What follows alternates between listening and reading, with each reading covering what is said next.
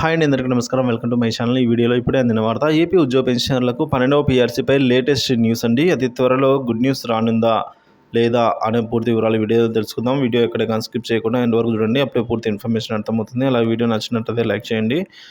July 2024 నుండి PRC ప్రకటన అమలు అవుతుందా అనే విషయానికి వచ్చినట్లయితే, doctor Manmohan Singh retired IAS అధ్యక్షతన 12వ పీఆర్సీ కమిషన్ ఏర్పాటు చేస్తూ ఉత్తర్వులు జారీ చేసిన సంగతి తెలిసిందే.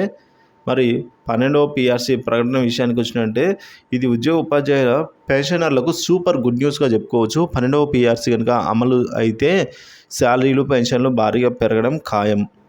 సో అసెంబ్లీ, జనరల్ ఎలక్షన్స్ 2 కూడా అయిపోయాయి. అందరి చూపు జూన్ 4 పైన వచ్చే రిజల్ట్స్ పైనే ఉంది.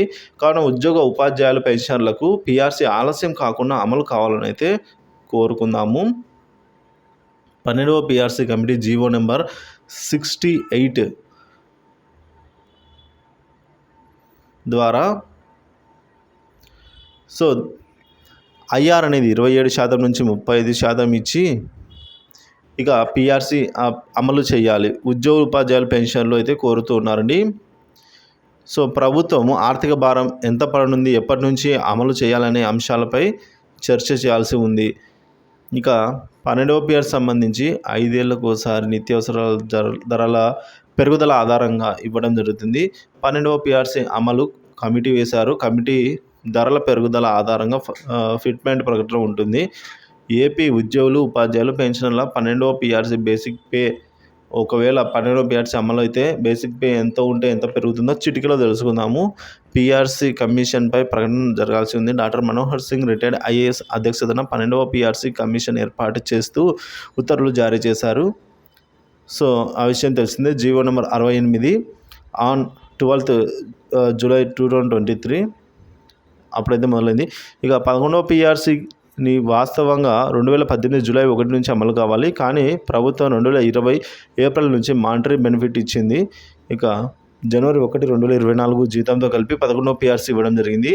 అంటే జనవరి 1, 2018 అమలు కాలేదు. ఇది ఉద్యోగ ఉపాధ్యాయుల పెన్షనర్లు ఘోరంగా నష్టపోయారు. ఇక్కడ అలా నష్టపోకుండా ప్రస్తుత ప్రభుత్వం అయితే 30 జూన్ 2023కి పీఆర్సీ ముగిసిన వెంటనే 12వ పీఆర్సీ అమలు కొరకు 12వ పీఆర్సీ కమిషన్ను ప్రకటించడం జరిగింది. సో 12వ పీఆర్సీ నివేదికకు గరిష్టంగా 1 సంవత్సరం కాలం ఉంది. ఇది కేవలం 40 రోజులు మాత్రమే ఇంకా రిమైనింగ్ ఉంది. ఇక కొత్త పీఆర్సీ అమలు చేస్తే ఎంత డిఆర్ బేసిక్ పేలో కలుస్తుందో తెలుసుకుందాము.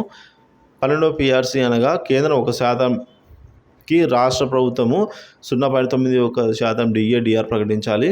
సో పీఆర్సీ ఇచ్చే క్రమంలో ఫిట్మెంట్ అనేది ఎంతో కీలకమైన పాత్ర పోషిస్తుంది. సో పీఆర్సీ అనేది 23% ఇచ్చారు. ఇక ప్రస్తుత ఆర్థిక పరిస్థితిని బట్టి కనిష్టంగా 27%, అలాగే గరిష్టంగా 35% అనుకుంటే కనిష్టం 27% ఇప్పుడు మనం తీసుకున్నప్పుడు కూడా DR plus fitment is equal to new basic pay అవుతుందండి. సో బేసిక్ 30,000 పేమెంట్ ఉన్నట్లయితే ఇక ఏపీ సచివాలయ ఉద్యోగులకు మరియు ఏపీ వార్డు సచివాలయ ఉద్యోగులకు పై అయితే పీఆర్సీ అనేది వర్తిస్తుంది. వాళ్ళకు కూడా సర్వీస్ పెన్షనర్లకు మరియు ఫ్యామిలీ పెన్షనర్లకు పీఆర్సీ వల్ల చాలా లాభం అయితే చేకూరనుంది. 12వ పీఆర్సీ అమలు జరిగితే కొన్ని లాభాలు ఏంటంటే, పెన్షనర్లకు, ఉద్యోగులకు లాభమా అన్న విషయానికి వచ్చినట్లయితే, ఏపీ ప్రభుత్వ ఉద్యోగులు మరియు ఉపాధ్యాయులు పెన్షనర్ల 12వ పీఆర్సీ కమిషన్ ఏర్పాటు చేస్తూ జీవో నెంబర్ 68 విడుదల చేసింది అయితే తెలిసిందే. సో 12వ పీఆర్సీ అమలు వలన పొందే లాభాలు ముఖ్యంగా డిఏ 2023 నాటి ఎంత ఉంటే అంత బేసిక్లో కలుస్తుంది. సో మరియు దానికి 12వ పీఆర్సీ ఇచ్చే ఫిట్మెంట్ కలిపి న్యూ ఫిక్స్ చేస్తారండి. సో ఈ విధంగా old basic pay plus DA plus fitment new basic పేగా అయితే పరిగణిస్తారు. న్యూ బేసిక్ పే ఫిక్స్ అయిన తర్వాత బేసిక్ పే ఆధారంగా హెచ్ఆర్ఏ అంటే హౌస్ రెంట్ అలవెన్స్ పెరుగుతుంది. ఇది హెచ్ఆర్ఏ అనేది పెన్షనర్లకు వర్తించదు. ఎంప్లాయీస్ అండ్ టీచర్లకు పీరియాడికల్గా ఇంక్రిమెంట్ కొత్త బేసిక్ పేని బట్టి పెరుగుతుంది. అదేవిధంగా కొత్త బేసిక్ పే ఆధారంగా అలాగే 6 సంవత్సరాలకు, 12 సంవత్సరాలకు, 16 సంవత్సరాలకు, 24 సంవత్సరాలకు ఇచ్చేటువంటి ఇంక్రిమెంట్ కూడా పెరగడం జరుగుతుందండి. సో పెన్షనర్లకు ఎవరికైనా అడిషనల్ క్వాంటమ్ ఆఫ్ పెన్షన్ వర్తిస్తుందో వారికి కొత్త బేసిక్ ఆధారంగా ఏక్యూపీ వస్తుంది. అంటే అడిషనల్ క్వాంటమ్ పెన్షన్ అనేది అడిషనల్గా రావడం జరుగుతుంది.